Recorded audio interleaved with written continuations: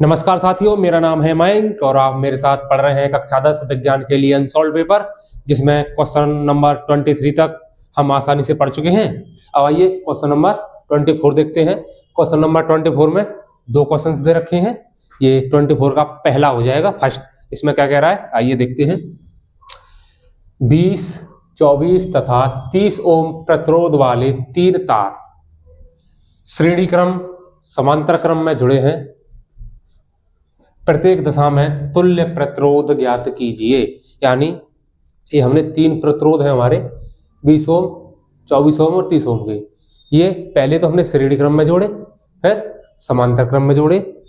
जो श्रेणी क्रम से हमें तुल्य प्रतिरोध पूछा है, ऐसे ही समांतर क्रम में भी जोड़ने पर जो प्रतिरोध आएगा वो बताना है हमें। ठीक है, आइए एक एक करके दोनों को देख लेते हैं।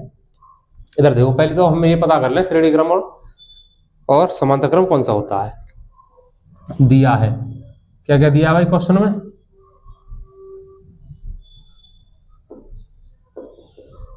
हमें दिया एक 20 ओम प्रतिरोध दे रखा हमारा,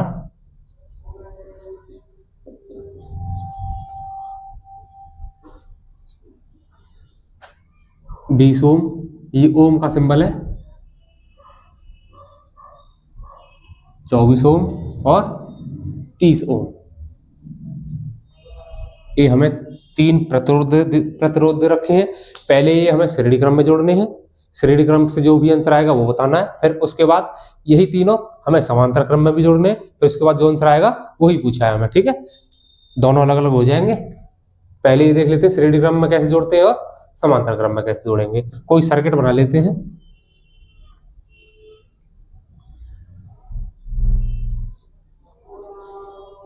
पॉजिटिव नेगेटिव, ठीक है।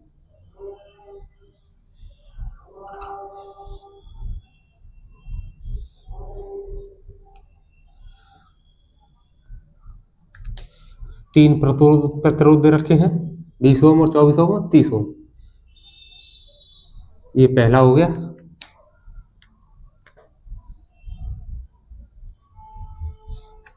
इसके बाद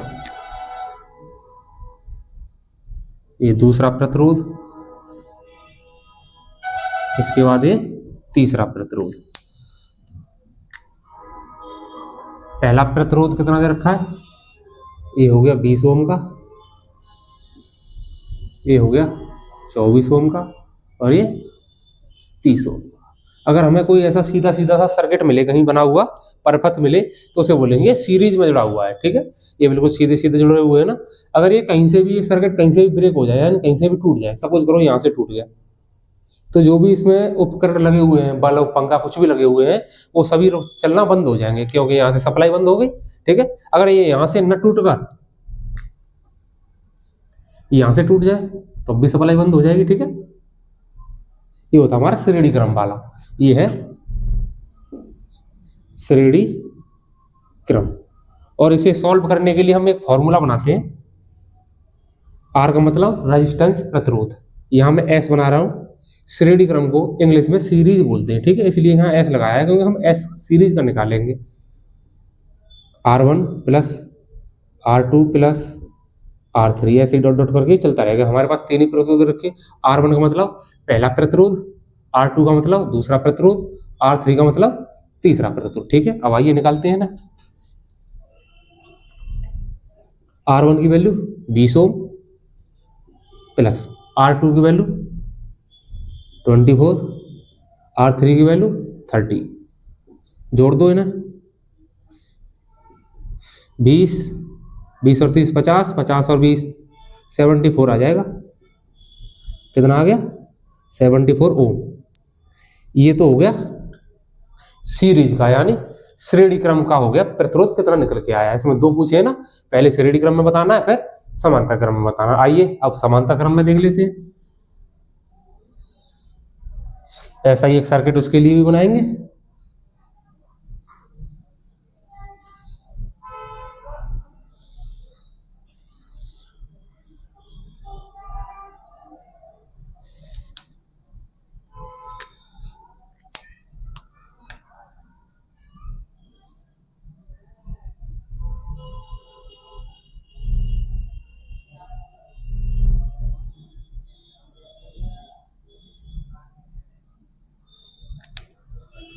यहां भी प्रतिरोध लगा देते हैं तीनों को।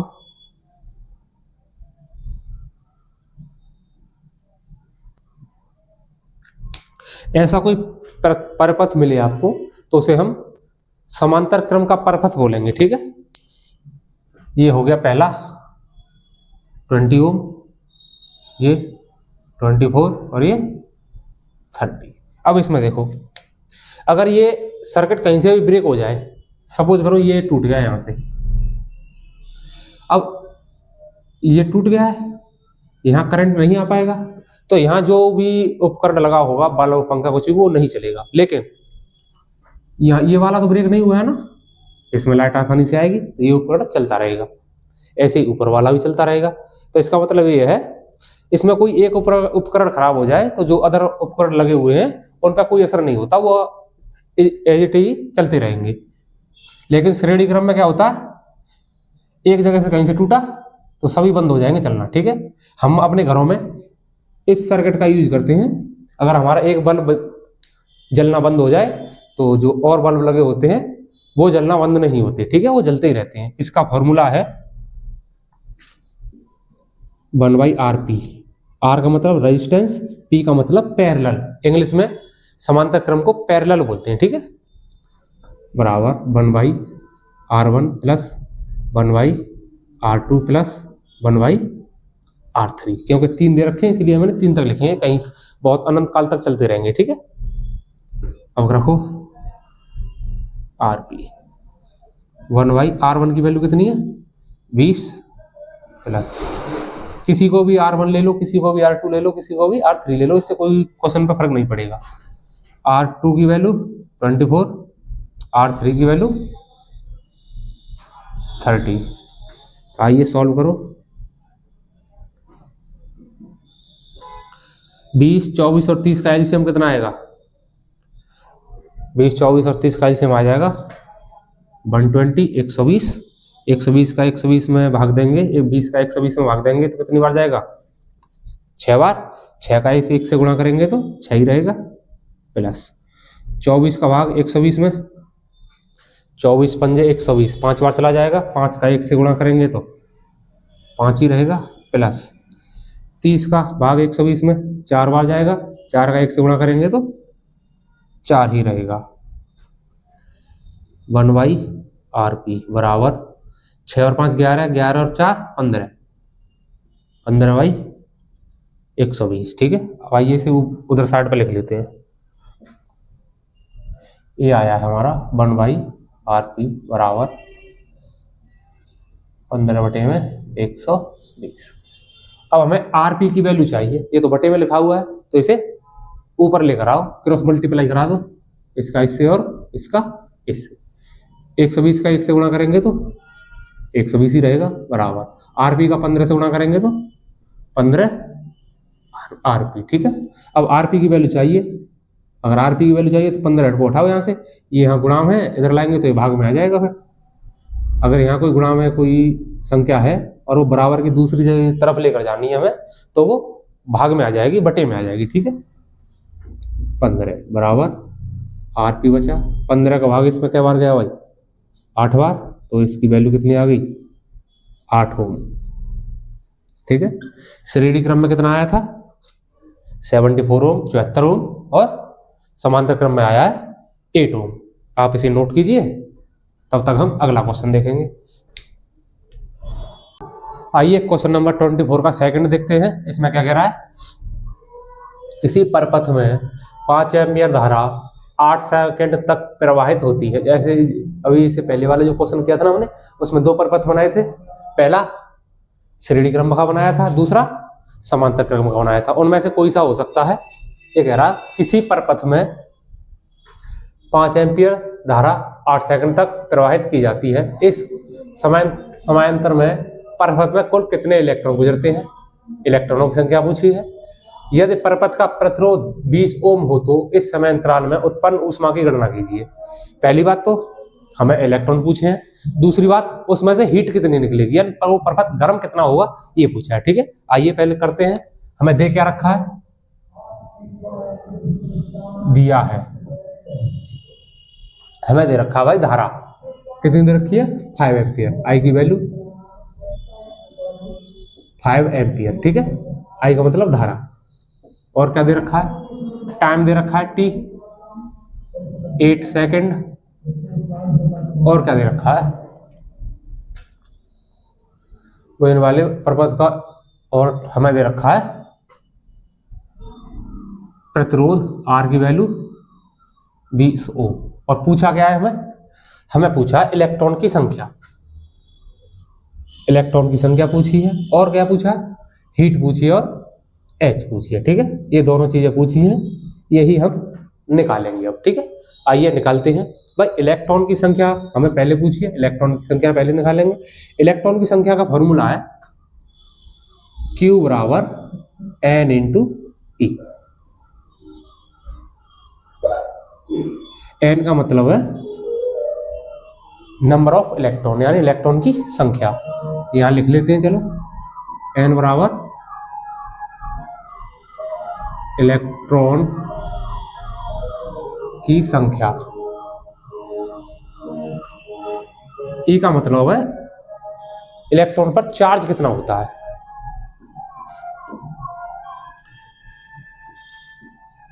इलेक्ट्रॉन पर चार्ज, ठीक है। Q का मतलब है आवेश, आवेश, ठीक है। तो इलेक्ट्रॉन पर जो चार्ज रहता है वो यूनिवर्सल है, हमेशा उतना ही रहेगा। तो कितना है ये 1.6 इंटू 10 की पावर -19 कूलम, ठीक है। ये माइनस में रहता है क्योंकि इलेक्ट्रॉन हमारे माइनस में होते हैं, तो उसका चार्ज भी कैसा हो जाएगा, माइनस में। तो इसका मतलब ये है ये तो यूनिवर्सल है, कभी चेंज नहीं होगा। जितनी संख्या वो है यही बाद में भी रहेगी, उससे पहले भी यही थी, बाद में यही रहेगी और अभी भी यही रहेगी। तो हमें E की भी वैल्यू पता है, फिर तो 1.6 इंटू 10 की पावर -19 कूलम, ठीक है। अब यहां से Q की वैल्यू निकालने के लिए हमें दो चीजें पता होनी चाहिए। पहली, इलेक्ट्रॉन की संख्या पता होनी चाहिए, दूसरी हमें इलेक्ट्रॉन पे चार्ज पता होनी चाहिए। भाई हमें इसमें से लेकिन पता एक ही चीज है, ये वाला, यही तो पता है बस, ये दोनों तो पता ही नहीं है, तो हम इस फॉर्मूले को तो लगा ही नहीं सकते। तो इसके लिए क्या करेंगे, इसके लिए हम करेंगे एक दूसरा फॉर्मूला बनाएंगे, Q बराबर IT। यहां से हम आवेश निकाल लेंगे, I का मतलब विद्युत धारा, T का मतलब टाइम। अब देखो, अब अगर हमें आवेश निकालना है तो इसमें विद्युत धारा चाहिए और टाइम चाहिए। अब ये दोनों तो हमें पता है, I की वैल्यू 5 एम्पियर, T की वैल्यू 8 सेकेंड। तो यहां से हम आवेश निकाल सकते हैं, कितना आएगा आवेश, आइए निकालो। Q बराबर I की वैल्यू 5, T की वैल्यू 8, तो Q कितना निकलेगा 40 कूलम, कितना निकल आएगा 40 कूलम। अब हम इलेक्ट्रॉन की संख्या निकाल सकते हैं, क्योंकि अब हमें पता चल गया भाई Q की वैल्यू पता है और इसकी भी वैल्यू पता है, तो हम इसे अब आसानी से निकाल लेंगे। आइए निकालो भाई। हमें क्या पूछा है, इलेक्ट्रॉन की संख्या यानी N की वैल्यू पूछी है, तो इस फार्मूले को बनाओ, Q बराबर N की वैल्यू पूछिए, E यहाँ गुणा में है तो इधर आके भाग में आ जाएगा। करो, Q की वैल्यू कितनी निकली है 40, E की वैल्यू कितनी है इंटू 10 की पावर -19 कूलम, ठीक है, बराबर नंबर ऑफ इलेक्ट्रॉन। इस पॉइंट को उठाने के लिए ऊपर एक जीरो आ जाएगी, हटा दो भाई, यहाँ एक जीरो बढ़ा लेंगे। अब 16 का भाग 40 में दो, कितनी बार जाएगा 400 में, 16 दूनी 32, 8 बजे जीरो उतार लो, 16 पंजी 80, 25 बटे में 10 की पावर, इससे ये कट गया ना 25 बार, यहाँ बचा 19 कूलम बराबर 9। अब इधर देखो, ये पावर यहाँ माइनस की है, अगर हमें ऊपर ले जाएंगे तो प्लस की हो जाएंगी। ये आपने सीखा होगा मैथ में, इंटू 10 की पावर, ये तो प्लस की हो जाएंगी ना 19 कूलम। ये हो गया हमारा आंसर। और इससे आगे एक और स्टेप होता है, हमें अगर साइंटिफिक नोटेशन में कोई भी संख्या लिखनी है तो हमें कोई एक अंक बाद पॉइंट लगाना होता है, तो इसमें रखेंगे 2.5 इंटू 10 की पावर। इधर देखो, यहाँ तक सही है। अब अगर हमें साइंटिफिक नोटेशन में लिखना है तो एक संख्या के पीछे पॉइंट लगाना होता है। अगर एक संख्या के पीछे पॉइंट लगा दिया, अगर पॉइंट के बाद जितनी भी संख्या है उतनी जीरो और बढ़ जाएंगी उसमें, भाई इस पॉइंट के बाद कितनी अंक है इसमें, एक है, तो यहाँ 19 था, तो इसमें एक जीरो और बढ़ जाएगी, तो कितने हो जाएंगे 20 इलेक्ट्रॉन। ठीक है, कितने हो जाएंगे, ये हो जाएगा हमारा इतना 2.5 इंटू 10 की पावर 20 हमारे नंबर ऑफ इलेक्ट्रॉन निकल के आएंगे, इतने इलेक्ट्रॉन इसमें प्रवाहित होंगे। ठीक है, अब आगे देखो क्या कह रहा है, परपथ का प्रतिरोध 20 ओम है, तो इस समांतराल में उत्पन्न ऊष्मा, ऊष्मा और पूछिए भाई। अब आइए ऊष्मा को भी देख लेते हैं। अब ऊष्मा, अब ऊष्मा, ऊष्मा का फॉर्मूला है H बराबर I² RT। भाई I की वैल्यू कितनी है 5 एम्पियर, हमें पहले से बता रखा है, 5 स्क्वायर। R की वैल्यू 20 दे रखी है, ये रही। T की वैल्यू 8 दे रखी है, ये रही। करो 5 का स्क्वायर 25, 20 इंटू 8, ये आ जाएगा 25 दूनी 50, 50 अट्ठे 40, यानी 4000 आ जाएगा भाई। 25 दूनी 50, ठीक है, एक जीरो भी यहाँ बची हुई है, 50 अट्ठे 400, 400 एक जीरो यहाँ बची हुई थी, तो 4000 जूल आ जाएगी हीट। कितनी आ जाएगी 4000 जूल। आप इसे नोट कीजिए, तब तक हम अगला क्वेश्चन देखेंगे। आइए क्वेश्चन नंबर 25 देखते हैं, इसमें क्या कह रहा है, निम्नलिखित यौगिकों के संरचनात्मक सूत्र लिखिए। पहला एथेनॉइक अम्ल, दूसरा 1 क्लोरोप्रोपेन, तीसरा ब्यूटेनॉन, चौथा नियोपेंटेन। ये साधारण नाम लिख रखा है, इसे भी देख लेंगे। ठीक है, ये केमिस्ट्री के चौथे चैप्टर में से क्वेश्चंस हैं, जिसमें आपने आईयूपीएससी नामकरण सीखा होगा, इस योग का नाम कैसे रखेंगे हम। ठीक है, एथ मैथ प्रोप ब्यूट पढ़े होंगे आपने। आइए बनाते हैं। एथ लिख रहा है इसमें, एथ का मतलब 2 कार्बन वाला है। ठीक है, 1 2। एथेनॉइक अम्ल कह रहा है COOH इसमें लगा होगा, क्योंकि एथेनॉइक अम्ल का ग्रुप यही है, फंक्शनल ग्रुप। एथ का मतलब 2 कार्बन, 1 और 2 कार्बन तो हो गए। Ethanoic CH3 single bond COOH, ये हो गया एथेनॉइक अम्ल। अब कह रहा है 1 क्लोरोप्रोपेन, प्रोपेन का मतलब 3 कार्बन है और पहले कार्बन पर क्लोरो समूह जुड़ा हुआ है। आइए देखें, CH CH CH 2 2 और प्रोपेन का मतलब 3 कार्बन, 1 2 3, यहां भी 3 ही आता, ये हो गया प्रोपेन। ठीक है, ये है प्रोपेन। अब कह रहा है पहले कार्बन पर एक क्लोरो लगा हुआ है, अगर क्लोरो लगा हुआ है एक, तो एक हाइड्रोजन हमें कम करना पड़ेगा। अगर इसमें क्लोरो जोड़ना है तो क्या करना पड़ेगा, एक हाइड्रोजन कम करना पड़ेगा, तो एक कम कर दो कम, तो यहाँ कितने बचेंगे फिर 2, तो एक हमने क्लोरो जोड़ दिया, ये हो गया 1 क्लोरोप्रोपेन। ठीक है, अब इसे देखो ब्यूटेनॉन, ब्यूट का मतलब 4 कार्बन, यहाँ 2 और है, ये क्वेश्चन थोड़ा आधा सा हो गया है। 2 एक बार चेक कर लेते हैं, हाँ ब्यूटेनॉन 2 है, सही है, यहाँ 2 है।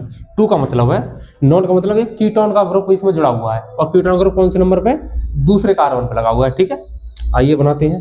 ब्यूटेन का मतलब 4 कार्बन, 1 2 3 4, पहला दूसरा तीसरा और चौथा, 1 2, दूसरे पे क्या लगा है, कीटोन का ग्रुप, कीटोन ग्रुप ये हो गया। ठीक है, CO का मतलब कीटोन का ग्रुप है। अब बैलेंस पूरी कर लो, 1 2 CH3 CH3, ये हो गया हमारा ब्यूटेनॉन 2। ठीक है, अब नियोपेंटेन पे आ जाओ। अब नियोपेंटेन बनाओ भाई,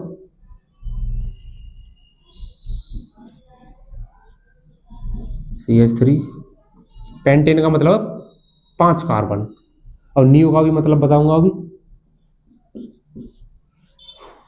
इधर देखो, पेंटेन का मतलब 5 कार्बन हो गए, 1 2 3 4 और 5।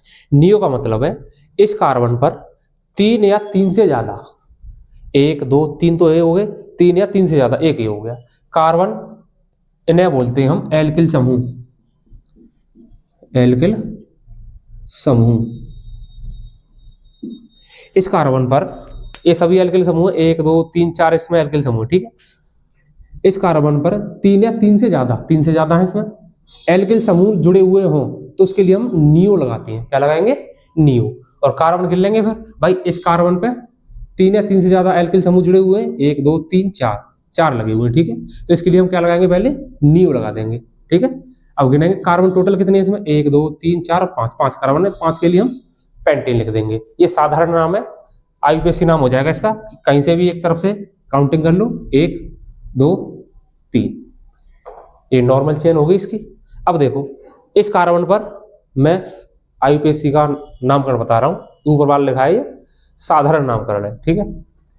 इस कार्बन पर एक ऊपर वाला और एक नीचे वाला कार्बन छूट गए, दोनों 2 एल्किल समूह छूट रहे हैं पहले नंबर पे, दूसरे कार्बन पे, ठीक है। तो ये लगाएंगे 2,2, 2 छूटे हैं, 2 के लिए हम डाई लगाते हैं, डाई 1 2 3 पेंटेन, मेथिल पेंटेन, ये हो गया इसका आईयूपीएसी नाम, ठीक है। ये सामान्य नाम है, ये इसका आईयूपीएसी नाम है। इसे हम नॉर्मली पढ़ते ही रहते हैं, तो इसे बहुत कम पढ़ते हैं, तो ये बन नहीं पाता, इसलिए आप इसे ध्यान रखना, ठीक है। इसे नोट कीजिए, तब तक हम अगला क्वेश्चन देखेंगे। आइए क्वेश्चन नंबर 26 देखते हैं। इस 26 में 2 क्वेश्चन दे रखे हैं। ये पहला है, पहले क्वेश्चन में क्या कह रहा है देखिए, मिश्र धातु किसे कहते हैं? कॉपर की 2 प्रमुख मिश्र धातुओं के नाम, संगठन व उपयोग बताइए, ठीक है। अब करते हैं मिश्र धातु।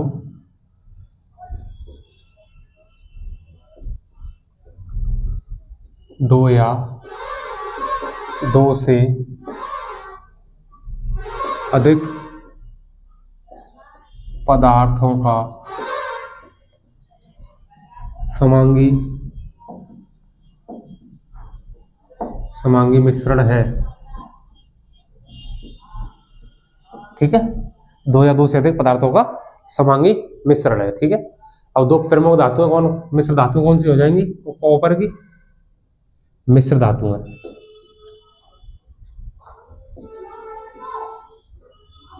मिश्र धातु हो जाएंगी, एक तो पीतल और दूसरी हो जाएगी कांसा, ठीक है। ये तो हो गई 2 हमारी मिश्र धातुएं। अब इसमें कह रहा है संगठन बताओ, इसका बनती कैसे है ये संगठन। पीतल बनेगा हमारा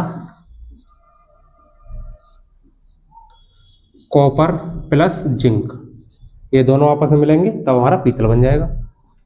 अब आ जाओ कांसा, कांसा बनेगा, कॉपर की बोल रहा तो एक तो कॉपर ही हो जाएगा, कॉपर प्लस टिन, इन दोनों को हम मिलाएंगे तो कांसा बन जाएगा। अब इनका कह रहा उपयोग बताओ। भाई पीतल का आपके घरों में बर्तन होंगे, उपयोग,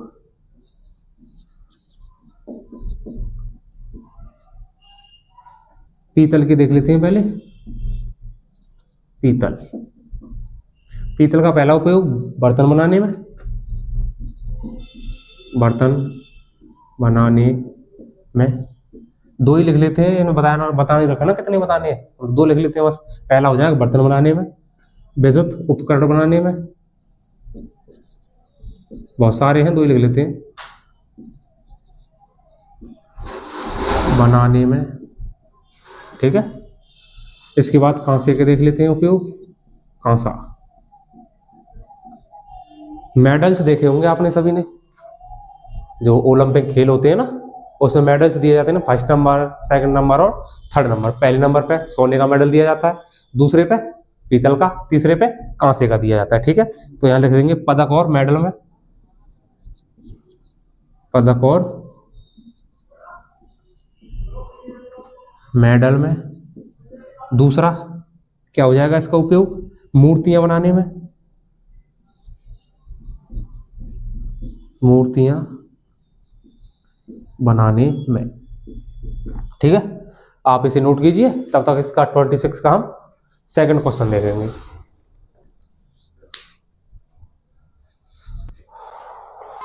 आइए क्वेश्चन नंबर 26 का 2nd देखते हैं। इसमें क्या कह रहा है, कॉपर सल्फाइड से कॉपर किस विधि द्वारा प्राप्त किया जा सकता है?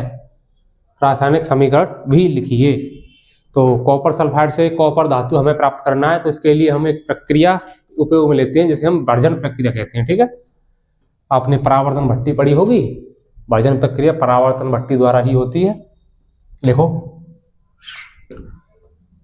कॉपर सल्फाइड से कॉपर धातु भर्जन प्रक्रिया द्वारा प्राप्त की जा सकती है, की जाती है, ऐसे लिख लो। ठीक है, इसका रासायनिक समीकरण भी लिख लेते हैं। अब रासायनिक समीकरण हो जाएगा कॉपर सल्फाइड प्लस ऑक्सीजन, तो यहाँ मिल जाएगा हमें आंशिक रूप से copper oxide plus SO2, sulphur gas अलग हो जाएगी। ठीक है, अब इसे बैलेंस कर लो। 2 यहाँ 3 आ जाएगा, यहाँ 2 आ जाएगा और यहाँ 2 आ जाएगा। ठीक है, आप इसे नोट कीजिए, तब तक हम अगला क्वेश्चन देखेंगे।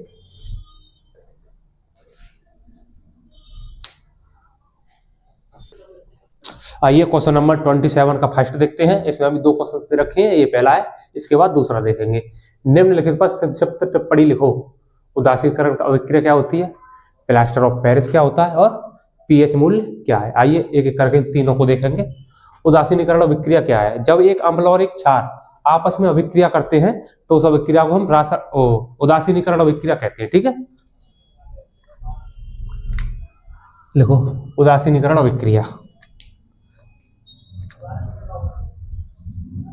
उदासीनीकरण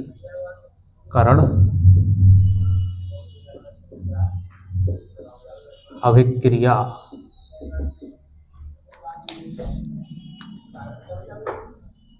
जब एक अम्ल और एक क्षार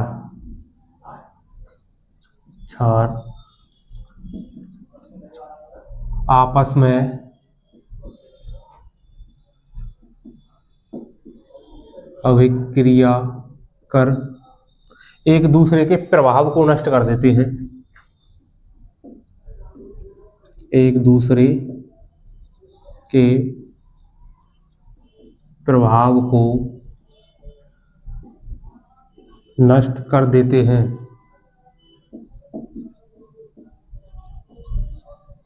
इस रासायनिक अभिक्रिया को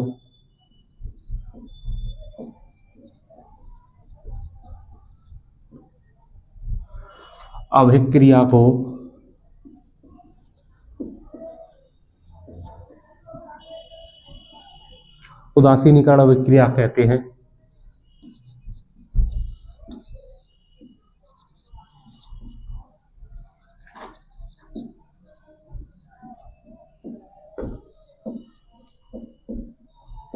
आइए देखते हैं कैसे रासायनिक समीकरण लिख के। कोई एक अम्ल ले लो, कोई भी ले सकते हैं, एक क्षार ले लो। ठीक है, ये अम्ल है, ये क्षार है। जब ये आपस में अभिक्रिया करेंगे, दोनों आप अभिक्रिया करने का मतलब ये आपस में, गांव की भाषा में बोले तो ये लड़ेंगे आपस। ये अम्ल इससे लड़ेगा, क्षार इससे लड़ेगा, तो ये दोनों ही अपने प्रभाव को नष्ट कर देंगे। ना तो क्षार रहेगा ना अम्ल रहेगा, कोई तीसरा व्यक्ति ही बाहर निकल कर आएगा। जब हम अम्ल की क्षार से अभिक्रिया कराते हैं तो एक लवण बनता है और एक जल बनता है। लवण कौन सा मिलेगा? Cl, Na के साथ मिल जाएगा तो NaCl बना देगा, नमक NaCl प्लस पानी H2O, वाटर अलग बन जाएगा। ये है लवण। सोडियम क्लोराइड, जिसे आप नमक भी बोलते हो, घर में खाते हो ना नमक सब्जियों में डाल के, ये है वही नमक। ठीक है, आप इसे नोट कीजिए। इसके बाद हम प्लास्टर ऑफ पेरिस देखेंगे।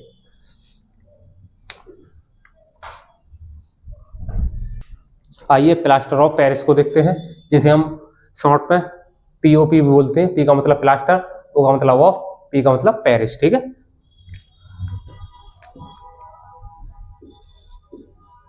Plaster of Paris.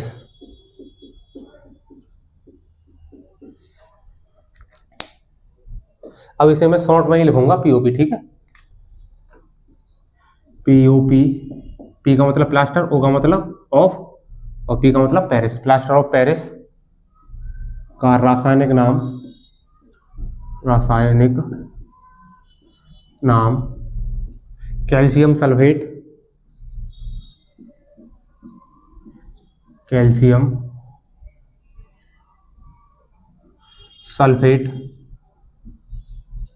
हेमीहाइड्रेट है।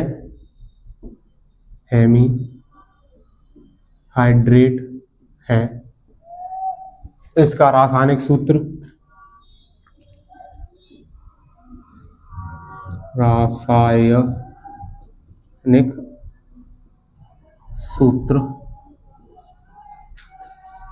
कैल्शियम सल्फेट डॉट 1/2 H2O है, ठीक है।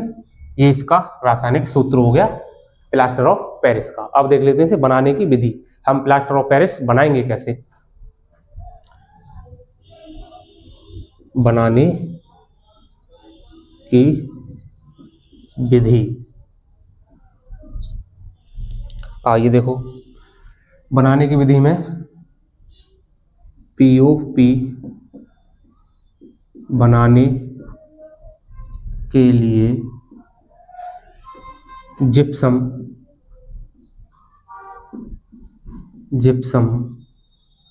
का फॉर्मूला है CaSO4.2H2O। जिप्सम को 373 केल्विन पर गर्म करते हैं, जिससे जिप्सम से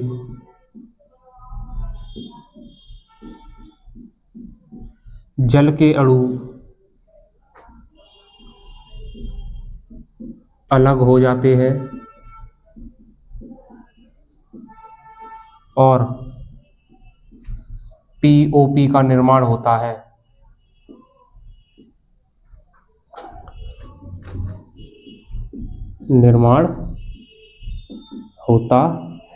देखो कैसे होगा। ये ले लिया हमने जिप्सम CaSO4.2H2O। जब हम इसे गर्म करेंगे तो इसमें से पानी निकल जाएगा। गर्म करेंगे 373 केल्विन पर, ठीक है। अब इसमें से हमने गर्म कर दिया तो ये बनेगा हमारा पीओपी CaSO4.1/2 H2O, और जो भी पानी बचेगा वो बाहर निकल जाएगा।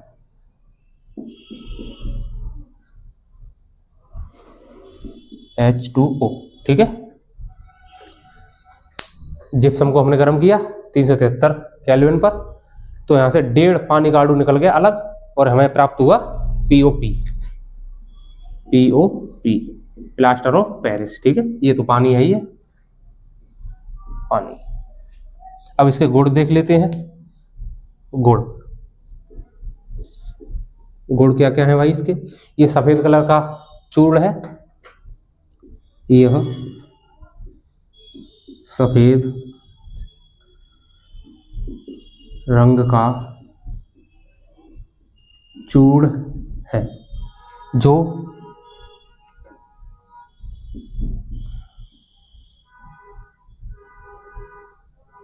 जिसमें, ऐसे लिख लो, चूर्ण है जिसमें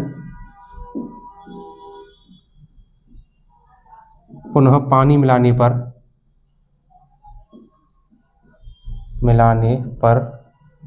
यह जिप्सम बन जाता है।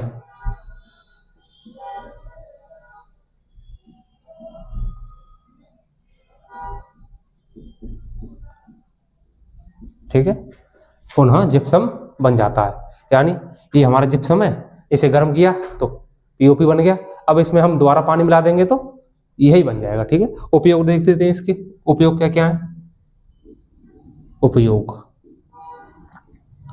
इसके उपयोग हैं, आपने किसी एक्सीडेंट में किसी व्यक्ति का हाथ पैर टूटा हुआ देखा होगा तो उस पर एक प्लास्टर सा चढ़ा हुआ होता है ना, वो पीओपी से ही बनाया जाता है। ठीक है, प्लास्टर।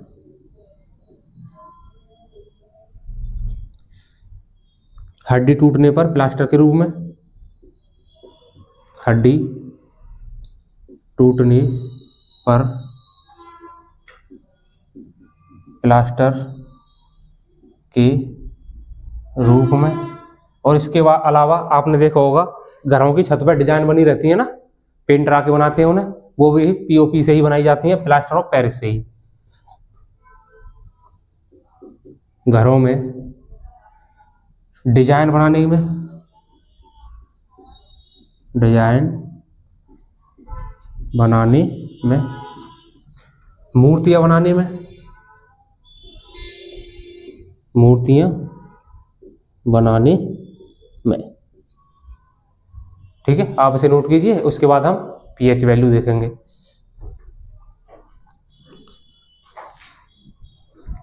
आइए अब पीएच मूल्य को देख लेते हैं। पीएच मूल्य क्या है?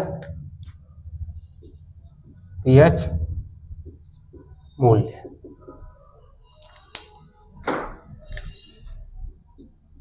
पीएच मूल्य किसी विलयन की, किसी विलयन की अम्लीयता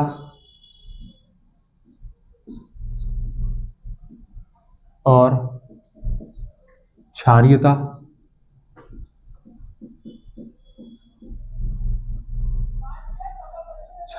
को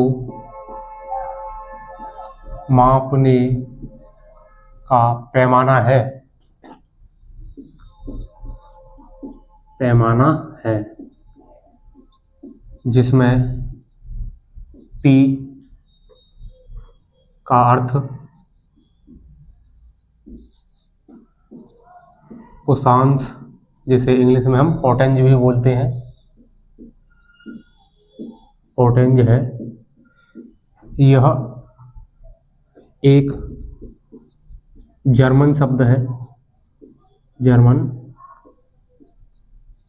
शब्द है, जिसका अर्थ शक्ति होता है, जिसका अर्थ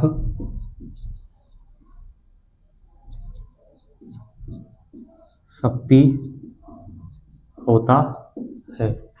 मार्कर दूसरा ले लेते हैं, शक्ति होता है। ठीक है, पीएच पैमाने पर 0 से 14 तक अंक होते हैं, 0 से 14 तक अंक होते हैं। ठीक है, अब हमें अम्लीय विलयन और क्षारीय विलयन की पता कैसे चलेगा? याद है, याद है। ठीक है, पीएच मान, यदि पीएच मान 7 से कम है, यानी पीएच मान 7 से कम है, तो उसे हम बोलेंगे अम्लीय विलयन। तो कौन सा विलयन होगा? अम्लीय, अम्लीय। ठीक है, विलयन होगा अम्लीय। 7 के बराबर है पीएच मान, 7 के बराबर, तो बोलेंगे ये उदासीन है, उदासीन है। ठीक है, अगर 7 से ज्यादा है, 7 से ज्यादा मतलब 14 तक है,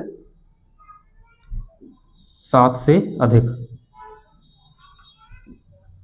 7 से अधिक है तो बोलेंगे ये क्षारीय है। ठीक है, क्षारीय। ठीक है, आप इसे नोट कीजिए। इसका एक सेकंड क्वेश्चन और है, ये फर्स्ट है। ठीक है, इसके बाद 27 का एक सेकंड क्वेश्चन और है, उसे भी देखते हैं।